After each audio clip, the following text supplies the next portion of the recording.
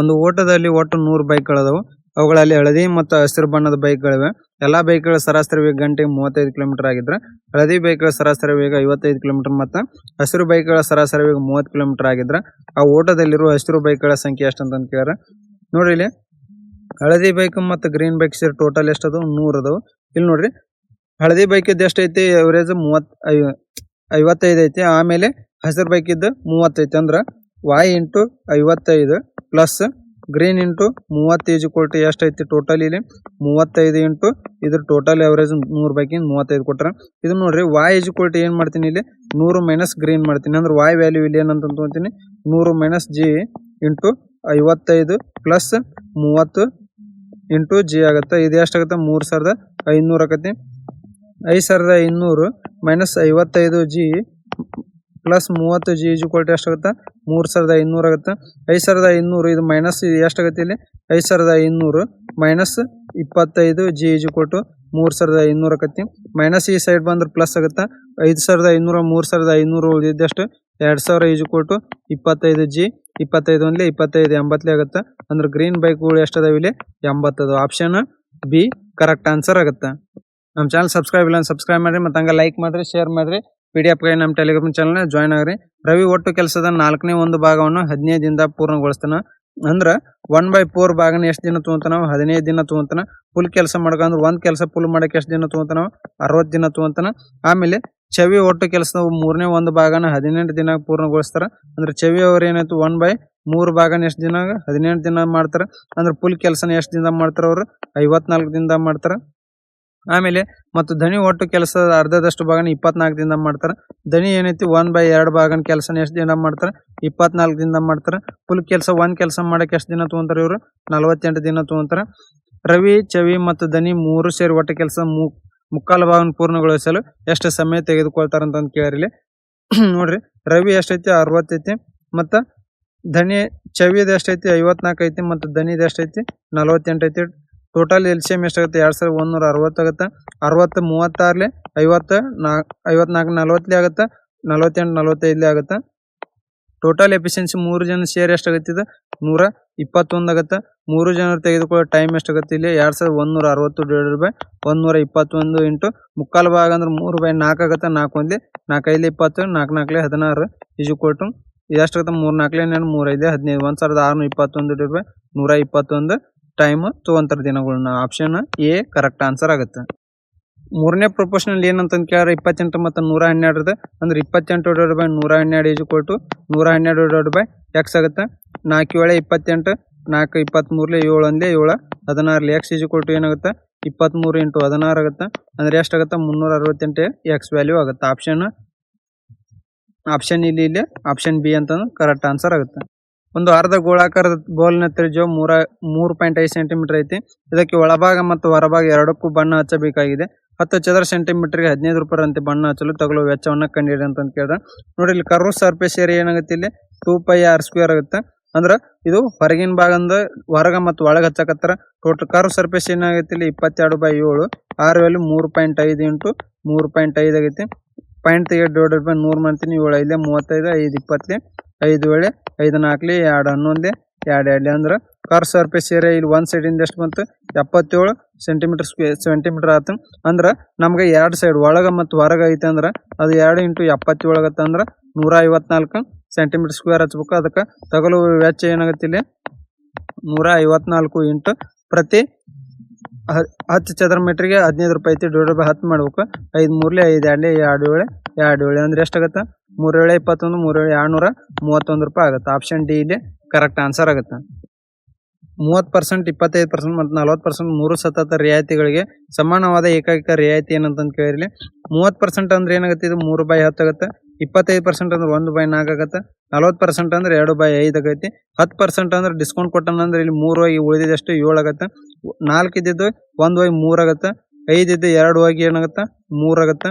ಇದೆಷ್ಟಾಗುತ್ತೆ? 5 4 20 20 200 7 3 21 21 3 63 ಆಗುತ್ತೆ. ಎಷ್ಟು ಕಡಿಮೆ ಆಯ್ತು? ಇಲ್ಲಿ 137 ಕಡಿಮೆ ಆಯ್ತು. Percentage of discount equal to 137 divided by 200 into 100 ಆಕತಿ. 0 0 ಕ್ಯಾನ್ಸಲ್ ಆಗುತ್ತೆ. ಅಂದ್ರೆ 68.5% ಸಿಂಗಲ್ ಡಿಸ್ಕೌಂಟ್ ಆಗುತ್ತೆ. ಆಪ್ಷನ್ ಎ ಕರೆಕ್ಟ್ ಆನ್ಸರ್ ಆಗುತ್ತೆ. ಒಂದು ರೈಲು ಗಂಟೆಗೆ 40 km/h ವೇಗದಲ್ಲಿ ಚಲಿಸಿದರೆ ಅದು ತನ್ನ ತಲುಪಬೇಕಾದ ಸ್ಥಳವನ್ನು 10 ನಿಮಿಷ ತಡವಾಗಿ ತಲುಪುತ್ತೆ. ಆದರೆ ಅದೇ ರೈಲು ಗಂಟೆಗೆ 45 km ವೇಗದಲ್ಲಿ ಚಲಿಸಿದರೆ ಅದು ಕೇವಲ 4 ನಿಮಿಷ ತಡವಾಗಿ ತಲುಪ್ತೈತಿ. ಹಾಗಾದ್ರೆ ರೈಲು ಆ ಪ್ರಯಾಣವನ್ನು ಪೂರ್ಣಗೊಳಿಸಲು ತೆಗೆದುಕೊಳ್ಳಬೇಕಾದ ಸರಿಯಾದ ಸಮಯ ಎಷ್ಟು ಅಂತ ಕೇಳ್ಯಾರ ಇಲ್ಲಿ. ನೋಡ್ರಿ ಎರಡು ಕಡೆ ಏನಾಗಿರ್ತೈತಿ ಡಿಸ್ಟೆನ್ಸ್ ಸೇಮ್ ಆಗಿರ್ತೈತಿ. ನೋಡ್ರಿ ಇಲ್ಲಿ ಟೋಟಲ್ ಅದ ಟೈಮ್ ಅನ್ನ ಏನ್ ತಗೊಂತೈತಿ ಟಿ ಅಂತ ತಗೊಂತೈತಿ ಇಲ್ಲಿ. ಮೊದಲಕ ಸ್ಪೀಡ್ 1 ಎಷ್ಟು 40 km/h 10 ನಿಮಿಷ ಲೇಟ್ ಹೋಗುತ್ತಂದ್ರ ಟೈಮ್ ಟಿ ಪ್ಲಸ್ 10 ನಿಮಿಷ ಅಂದ್ರೆ ಅದನ್ನ ಕನ್ವರ್ಟ್ ಮಾಡಿ ಡಿವೈಡ್ ಬೈ 60 ಮಾಡ್ತಂದ್ರ ಟಿ ಪ್ಲಸ್ 1/6 ಆಕತಿ. ಎರಡನೇ ಟೈಮ್ನಾಗ ಟಿ ಪ್ಲಸ್ 4 ನಿಮಿಷ ಲೇಟ್ ಆಗಿ ಹೋಗುತ್ತಂದ್ರೆ ಡಿವೈಡ್ ಬೈ 60 ಮಾಡಿದ್ರೆ ಎಷ್ಟಾಗತ್ತ ಟಿ ಪ್ಲಸ್ 1/15 ಟೋಟಲ್ ಟೈಮ್ ತಗೊಂಡದ. ನೋಡ್ರಿ ಡಿಸ್ಟೆನ್ಸ್ ಸೇಮ್ ಐತಿ ಅಂದ್ರ ಒಂದನೇಕ ಸ್ಪೀಡ್ ಎಷ್ಟೈತಿ 40 ಐತಿ, ಅದ್ರ ಟೈಮ್ ಎಷ್ಟೈತಿ ಟಿ ಪ್ಲಸ್ 1/6 ಐತಿ ಈಕ್ವಲ್ ಟು ಎರಡನೇದ್ರ ಸ್ಪೀಡ್ ಎಷ್ಟೈತಿ 45 ಐತಿ, ಅದ್ರ ತೆಗೆದುಕೊಳ್ಳುವ ಟೈಮ್ ಎಷ್ಟೈತಿ ಟಿ ಪ್ಲಸ್ 1/15 ಐತಿ. 5 8 5 9 LCM ಇಲ್ಲಿ 6 ಆಗತ್ತೆ. 8 into 6 T plus 1 divided by 6 equal to ಇಲ್ಲಿ 15 LCM ಆಗತ್ತ. 9 plus 15 T plus 1 divided by 15 ಆಗತ್ತ. ಇದು 3 3 9 3 5 15 ಆಗತ್ತ. ಇದೆಷ್ಟಾಗತ್ತ 2 4 2 3 ಆಗತ್ತ. 5 4 20 into 6 T plus 1 equal to 3 3 9 15 T plus 1 ಆಗತ್ತ. ಎಷ್ಟಾಗತ್ತೆ ಇದು 120 T plus 20 equal to 135 T plus ಎಷ್ಟಾಗತ್ತ 9 ಆಗತ್ತ. ಇಲ್ಲಿ ಏನಾಗತ್ತ ಟಿ ಸೈಡ್ ಆ ಸೈಡ್ ಹೋದ್ರೆ ಎಷ್ಟಾಗತ್ತೆ 11 ಈಕ್ವಲ್ ಟು 15 ಟಿ ಆಗತ್ತೆ. T equal to 11 divide by 15 ಇದು ಅವರ್ನ್ಯಾ ಬಂದಿರ್ತೈತಿ. ನಿಮಿಷಕ್ಕೆ ಕನ್ವರ್ಟ್ ಮಾಡಕ್ಕೆ ಏನಾಗುತ್ತೆ 11 15 ಇಂಟು 60 ಮಾಡ್ಬೇಕು. 15 4 60 ಅಂದ್ರೆ 44 ನಿಮಿಷ ಅದಾದ ಕರೆಕ್ಟ್ ಟೈಮ್ ಆಗುತ್ತೆ. ಆಪ್ಷನ್ ಬಿ ಇಲ್ಲಿ ಕರೆಕ್ಟ್ ಆನ್ಸರ್ ಆಗುತ್ತೆ. ಒಂದು ನಿರ್ದಿಷ್ಟ ಮೊತ್ತ ಎಕ್ಸ್ ವಾರ್ಷಿಕ ಶೇಕಡ 12ರ ಬಡ್ಡಿ ದರದಲ್ಲಿ ಪ್ರತಿ 10 ತಿಂಗಳಿಗೊಮ್ಮೆ ಬಡ್ಡಿಯನ್ನು ಅಸಲಿಗೆ ಸೇರಿಸುವ ಕ್ರಮದಲ್ಲಿ 5/2 ವರ್ಷಗಳ ನಂತರ 54,571 ರೂಪಾಯಿ ಆಗುತ್ತೆ. ಹಾಗಾದ್ರೆ ಎಕ್ಸ್ ನ ಮೌಲ್ಯ ಎಷ್ಟು ಅಂತ ಕೇಳ್ಯಾರ ಇಲ್ಲಿ. ನೋಡ್ರಿ 5/2 ವರ್ಷ ಅಂದ್ರೆ ಟೋಟಲ್ ತಿಂಗಳು ಎಷ್ಟಾಗುತ್ತೆ ಇಂಟು 12 ಮಾಡಿದ್ರೆ 2 6 ಅಂದ್ರೆ 30 ತಿಂಗಳಾಗುತ್ತೆ. ಇಲ್ಲಿ 10 ತಿಂಗಳಿಗೊಮ್ಮೆ ಕಂಪೌಂಡ್ ಮಾಡ್ತಾರ ಅಂದ್ರೆ ಇಲ್ಲಿ ಎಷ್ಟು ಸಲ ಕಂಪೌಂಡ್ ಮಾಡ್ತಾರ 3 ಸಲ ಕಂಪೌಂಡ್ ಮಾಡ್ತಾರ. ಅಂದ್ರೆ 10 ತಿಂಗಳಿಗೆ ರೇಟ್ ಎಷ್ಟಾಗತ್ತೆ ಇಲ್ಲಿ 12 divide by 10 divide by 12 12 convert 10% ಪ್ರತಿ 10 ತಿಂಗಳಿಗೆ ಏನಾಗುತ್ತೆ ರೇಟ್ ಆಗುತ್ತೆ. ಇಲ್ಲಿ ಪ್ರಿನ್ಸಿಪಲ್ ಟು ಅಮೌಂಟ್ ಏನಾಗುತ್ತೆ 10% 10ರಿಂದ 11 ಆಗುತ್ತೆ. ಇಲ್ಲಿ 3 ಸಲ ಆಗೋದ್ರಿಂದ ಇದು ಕ್ಯೂಬ್ ಮಾಡ್ತೀನಿ ಅಂದ್ರೆ ಇದು 1000 ಆಯ್ತು. ಇದು 1331 ಆಯ್ತು.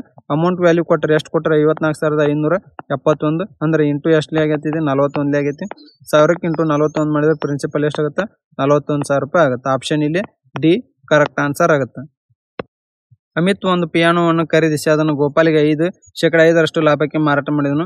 ಗೋಪಾಲ್ ಅದನ್ನು ಅಕ್ಷಯ್ಗೆ 25% ನಷ್ಟಕ್ಕೆ ಮಾರಾಟ ಮಾಡಿದನು. ಅಕ್ಷಯ್ ಆ ಪಿಯಾನೋಗೆ 1,890 ರೂಪಾಯಿ ಪಾವತಿಸಿದ್ರೆ ಅಮಿತ್ ಆ ಪಿಯಾನೋವನ್ನು ಖರೀದಿಸಿದ ಅಸಲು ಬೆಲೆ ಎಷ್ಟು ಅಂತ ಕೇಳಿರಿ.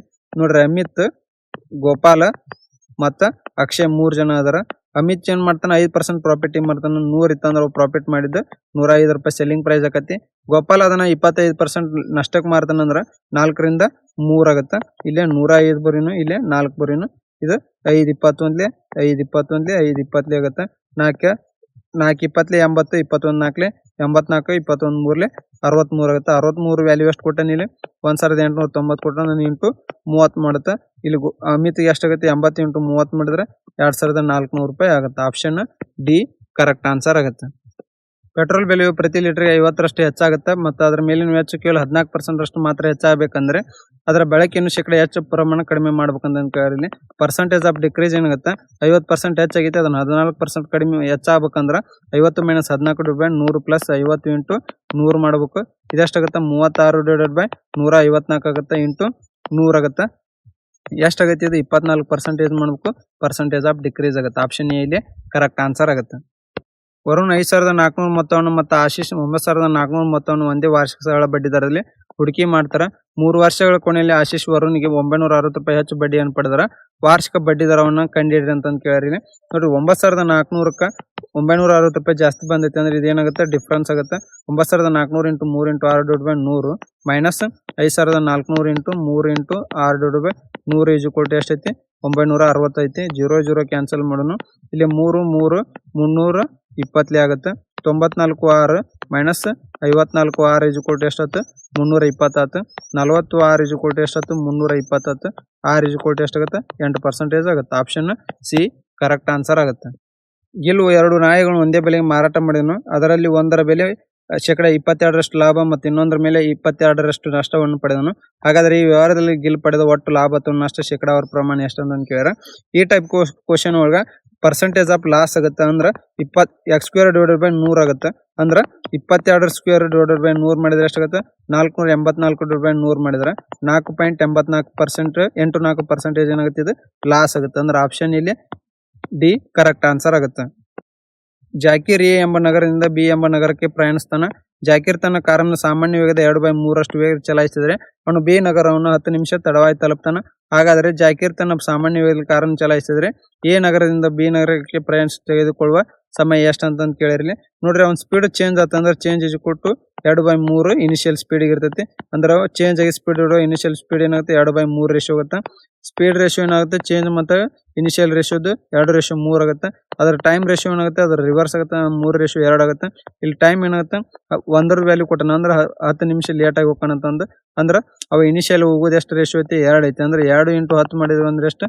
20 ನಿಮಿಷ ತಗೊಂತಾನ. ಅಂದ್ರೆ ಆಪ್ಷನ್ ಬಿ ಇಲ್ಲಿ ಕರೆಕ್ಟ್ ಆನ್ಸರ್ ಆಗುತ್ತೆ. 4% ಆಫ್ x = 132. ಹಂಗಾರೆ x ವ್ಯಾಲ್ಯೂ ಏನಂತ ಕೇಳ್ಯಾರ. ಅಂದ್ರೆ 4/100 x × 132 ಆಕತಿ. 4 3 12 4 3 12 x = ಎಷ್ಟಾಗುತ್ತೆ? 3300 ಆಗುತ್ತೆ. ಆಪ್ಷನ್ ಬಿ ಕರೆಕ್ಟ್ ಆನ್ಸರ್ ಆಗುತ್ತೆ.